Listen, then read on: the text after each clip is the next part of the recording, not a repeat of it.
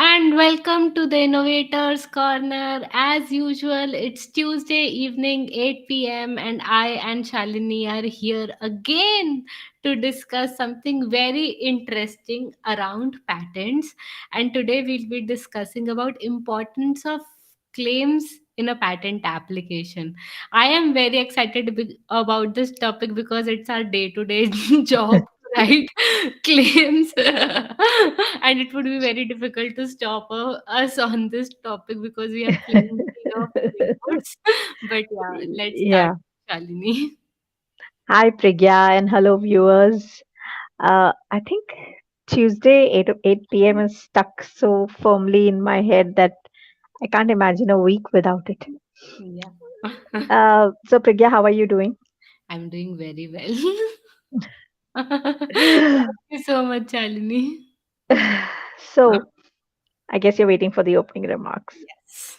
Okay. So, claims, this one I don't even have to think, right? It is always there at the tip of my tongue, and I think you know what I'm going to say. If the body if the body of the patent application is like a human body, then the claims form the heart. Yeah, Without it, you can't have a patent application. You absolutely. have to have at least one claim, irrespective of which country you're in a patent application.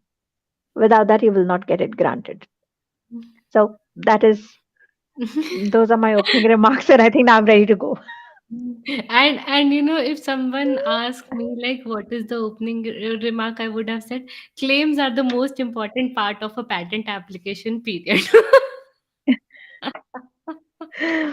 Yeah, I think you have to go one step further and say that without the claims, the patent application will not exist. Yeah, it cannot exist. So to our viewers who are new to patent and stuff like that, cl- claims are the only elements in the patent application on which you have legal protection apart from claims, because there is a lot of misconception. Oh, we have included this in our patent application, we have included this in our patent, everything is included, everything is protected by us. No, the only thing written in the claims is the thing on which you have legal protection, nothing else. Absolutely. Absolutely. And the other way I like to explain to people what claims are is imagine your invention is a piece of land and you have to build a fence around it. If you Correct. build it too wide, if you build it outside your plot and it goes into the neighbor's land, that's infringing. If you build it too narrow, too close to the center of the plot of land, and you're letting so much part of the rest of the land unprotected and unfenced, then you're giving that up to public domain or to other people who want to invent in the same domain. So the fence has to be built at the right spot. Correct, absolutely, Shalini. How beautifully you explained this. And this is the reason which a lot of people fail to understand, because they think like, okay, we'll give money to the drafter and the drafter will draft the patent application. And we have seen in most of the time this is the case because inventors are not aware, and they'll come up, they'll not decide the scope of the claims, they'll not decide what they want in an independent claim, dependent claim, which we'll discuss in a bit detail. But they'll think, okay, we'll write this and this would be done. But it's only, I think, during litigation or during later stages of the application, they get to know how important it was to write these elements in the independent claim and rest of the elements in the dependent claims, how important it was to decide a scope of the invention first and then start the drafting, do a patentability search first and then start drafting, because drafting without any purpose may be of no use. Right. Absolutely. And I think because you can't come to the table and expect your pat patent attorney or patent agent to sit and craft the application for you without you providing them all the inputs. And I think every patent attorney has a way of working. Some start Correct. with the description and then leave the claims for the last. Some draft the claims first and then leave the description for the last. So which one of these are you? I am the second one. I You draft the always claims first? so see in most, so for me what I do is first, and the most important thing for me is to describe the scope of the invention. Without analyzing the scope of the invention, I don't think it's even relevant to start on drafting unless I know what are the main elements, what are the elements that need to go in the independent claims, what are the elements that need to go into dependent claims. I cannot start an application. So probably I'll write title, I'll write in the field of invention, but I'll always draft the claim first, which is the first set of claims. Yeah, You know, of course. when I'm 90%, I'll say 75% sure that these are the elements that need to go in the claim. And then I start with writing the detailed description where I describe all those details in detail, and then probably see if refinement is required in the claims again, and then refine the claims. But the first step is always to begin with the scope of the invention. Unless we know the scope, it's very difficult to write an application. We just cannot write. Okay. So I work the other way. Hmm. I start with the background Yeah, because for me, it has to build up like a story. correct. So I have to know what is the problem with the prior art, what is the existing thing Yeah, that is happening, what are the problems. So once I start drafting that story, the invention becomes clearer to me. yeah, And of course, then the description and the claims goes hand in hand. They go side by side.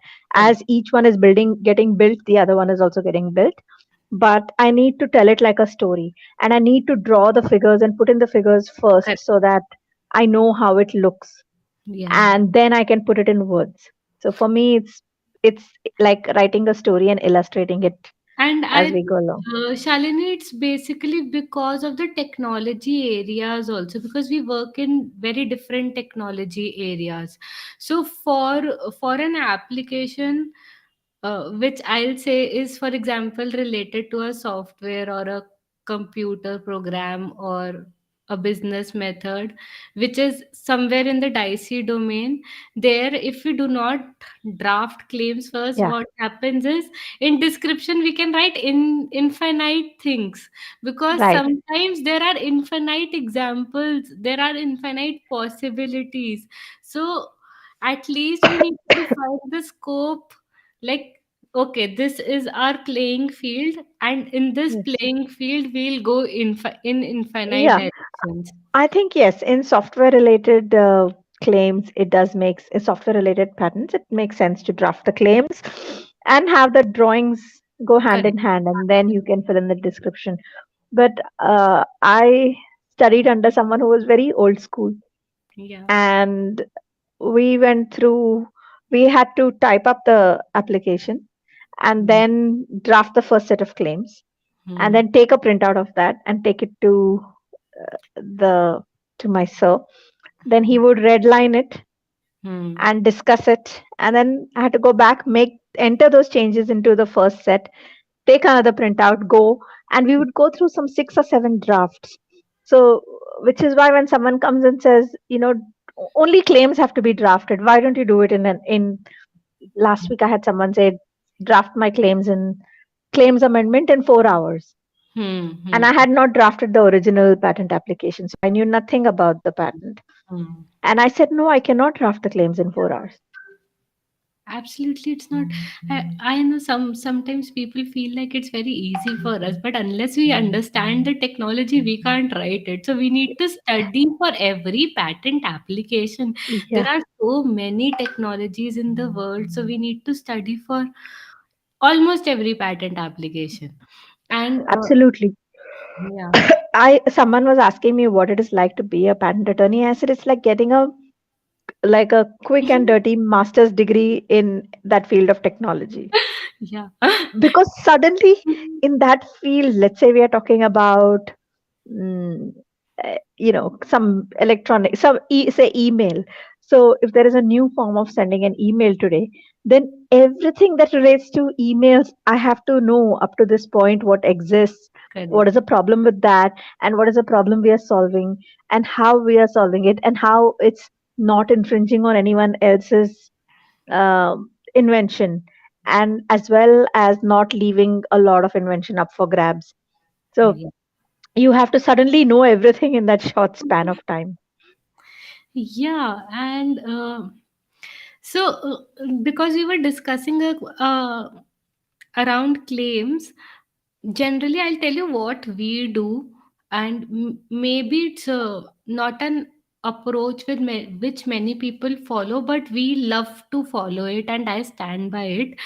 Like specific, and I'm telling you specifically for high tech technologies, not for technologies which are very straightforward like Okay. mechanical, or I'm speaking about the dicey space where we Yeah. work. So Yes. in that technology, what we generally do is get to know the invention first, and in our technology, things like we can put an SMS service, we can put a Wi-Fi, we can put a network, we can put thousands of things which can work in a similar fashion. Mhm. So when I tell you that we define the scope, so we define the scope with the inventor on the inventor discussion calls. Hmm.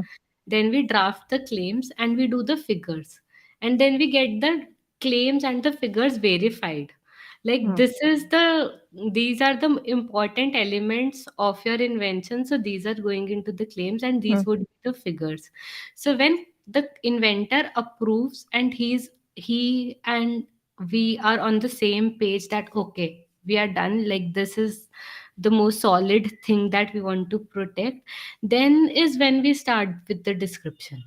So it makes the process very easy in terms like probably we don't have to amend description again and again, Right. because we are Right. clear with what is going into the patent application. Of Right. course, like the background is written first, because in that we need to tell the story, but Hmm. description part is mostly not a story and all the Hmm. technical Yes. elements That's involved. true. That's true. That's true. So we So do the yeah, I agree. I agree. So description and claims for me, they go mm, hand in hand. mm. And and and I'd like to tackle that. And I think I leave like a week alone for claims, Correct. Yeah, it's required. at least a week, if not more.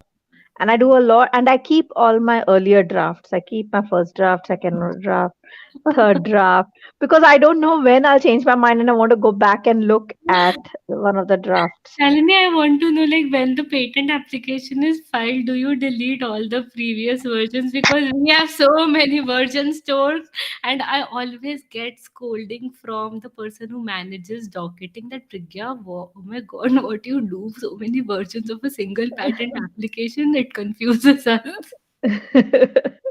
No, I keep them all. Like I keep all the emails that I receive and all the messages I receive. I don't delete the drafts.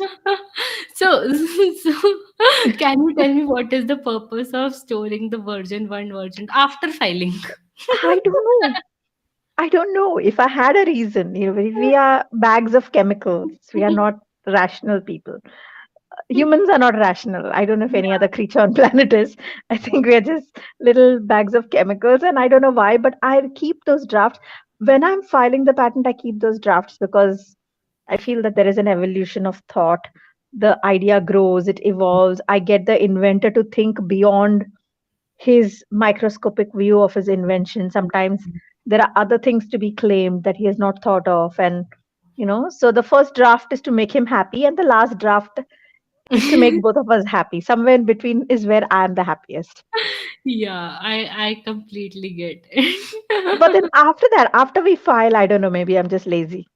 Yeah, same as with us as well. Like, what happens is we complete the draft with all the discussion and everything. Version one, version two, version three, four, five. I think five is the maximum that we Five. go Yeah. to. That we Yes. go to. After that, we are like, okay, it's done. This is the final version.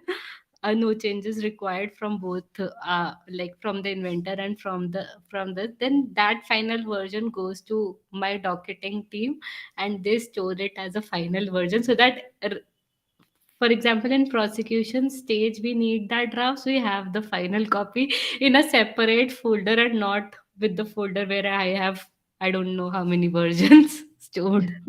Yeah, of course. I have a separate complete specification folder where everything I've filed with the complete specification goes there. Figures, drawings, abstract claims, everything.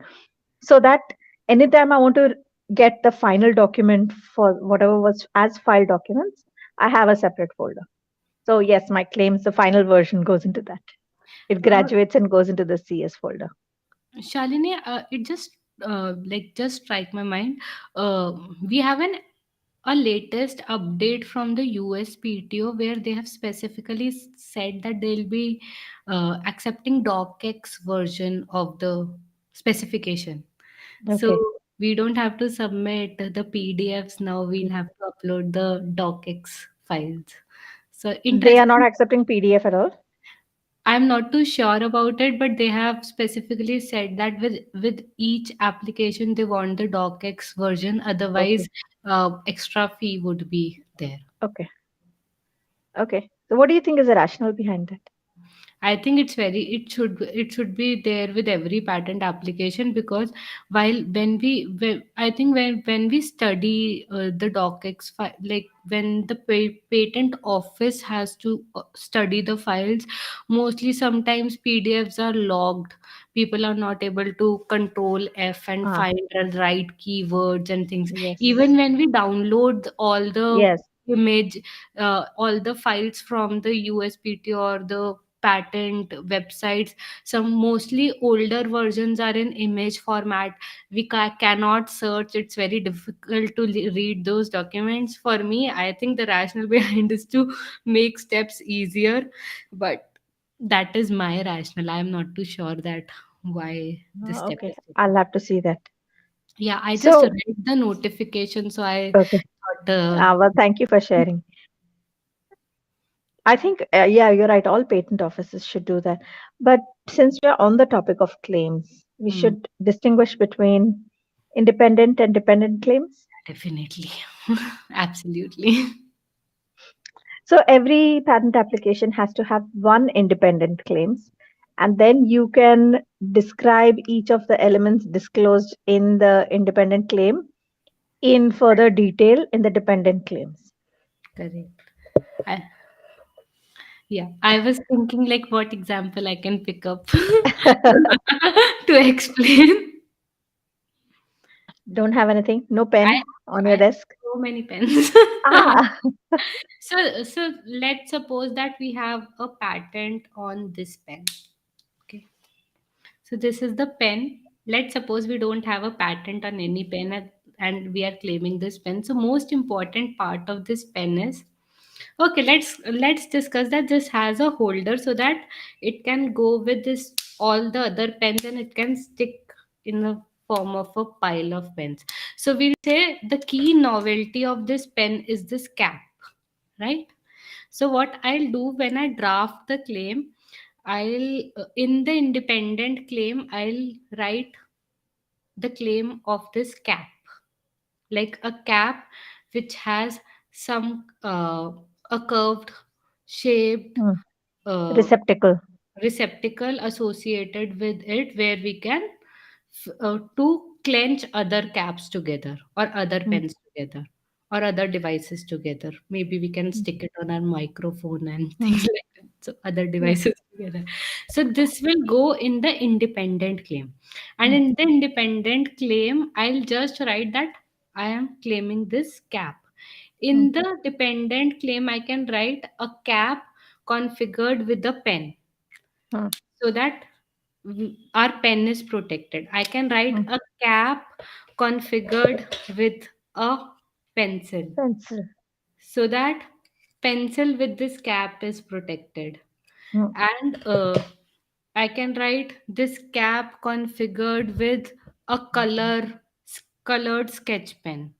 So this Mm. is a kind of example where I have protected this cap in the independent claim, but I have protected many devices which are having this cap also in my patent application. Yes. Yeah, beautifully explained. I have one doubt. Why do Yes. you have so many sketch pens on your desk? I should tell this reason of video. Okay. But it's okay. So I do some art journaling. So for that I use a lot of colors. So I've Okay. recently learned a method of doing art journaling. So Okay. I keep it on my desk. That's interesting. I cannot keep anything. I do watercolors, but I hide my watercolors stash and my watercolor papers because I buy expensive paper, and I hide it because if my kids get it, the entire stock of paper will be over in one evening with cars drawn on every paper. Don't ask me. So So, I have a variety because yes, it's for my night time is like that. So I have all watercolors. I have crayons. I have so many colors around me. that is so interesting. And this is only art, or is it like a diary?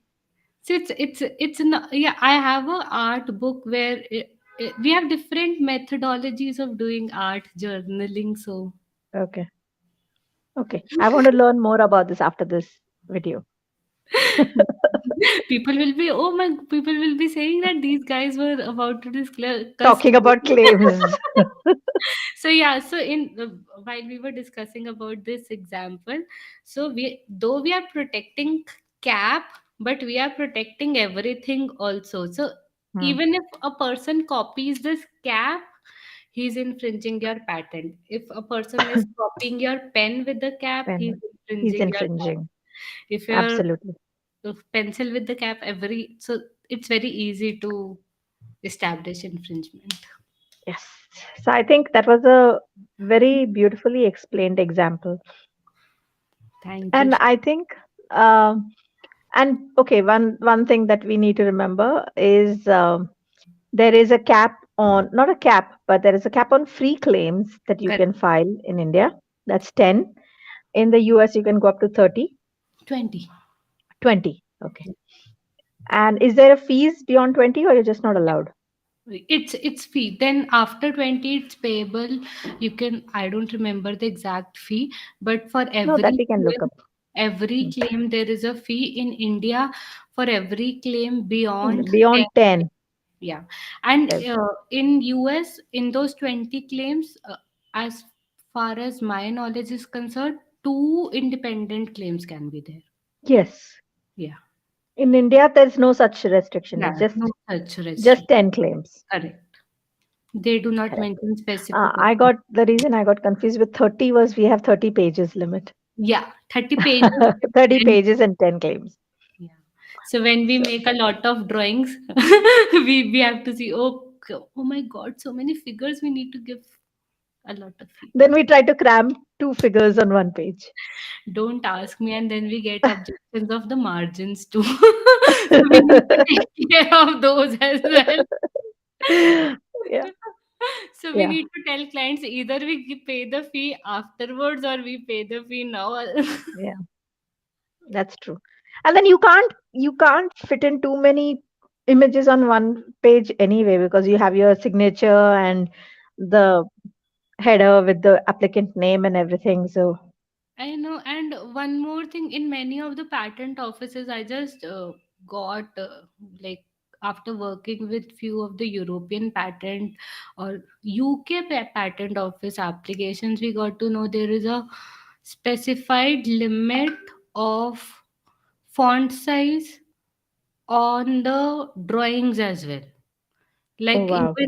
even if for example you have a screenshot of something and the inside text you have just given for reference, like you don't want Mm. people to read it, you have given some dot dot dot kind Yeah. of stuff there. Mm.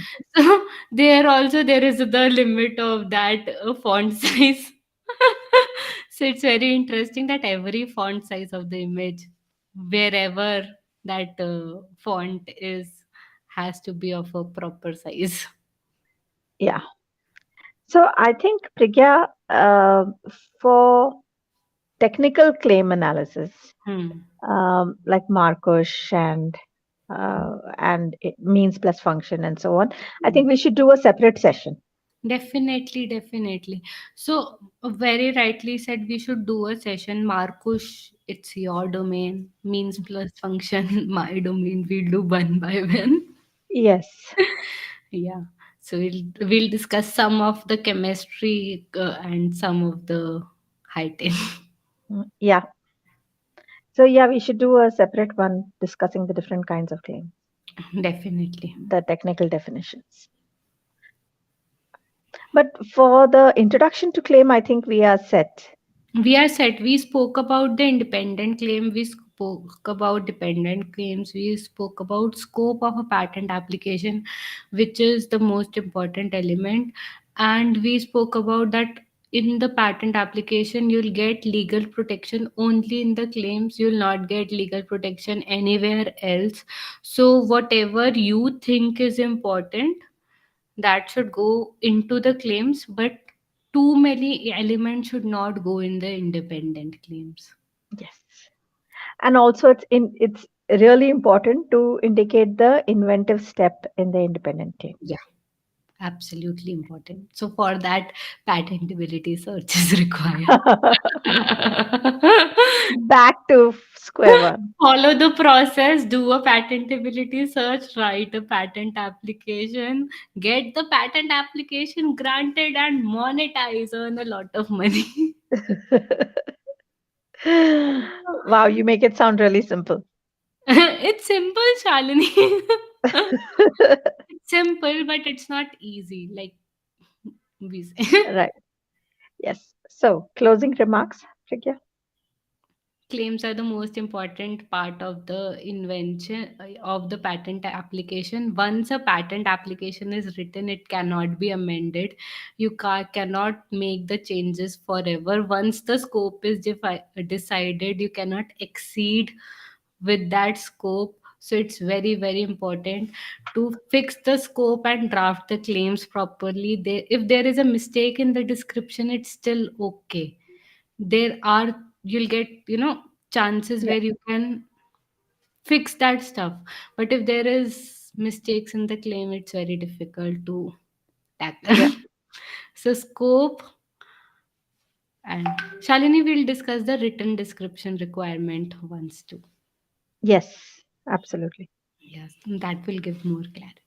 So that was all from my end. You can add to. Now, I think you've covered it. And I think today's session, we actually covered um, claims. I think we were both so excited because this is after having drafted hundreds of claims. Yeah, and now so no count is there. How Yeah, we, I know. I'm not counting. I'm just saying it's just yeah, it's like the. we don't have a count. Yeah. Maybe one day I'll keep all my claims side to side and see how many words they make. But it's a journey, Shalini. I remember, like I think 5 years. It would be five. It would be 6 years, 6 or 7 year back when I wrote my first claim and my like I was interning under someone and he crossed every word I wrote. And he was like, this is not how claims are supposed to be written. I was like, okay, isn't it English? Yeah. And now I think you're in a position to say that to someone too. Yeah, Okay. love me. So we'll come back with another session on description and another one on the technical nature of claims. Yeah, definitely. Cool. All Perfect. right. Thank you everybody for joining. See you again next Tuesday at 8 p.m. Bye.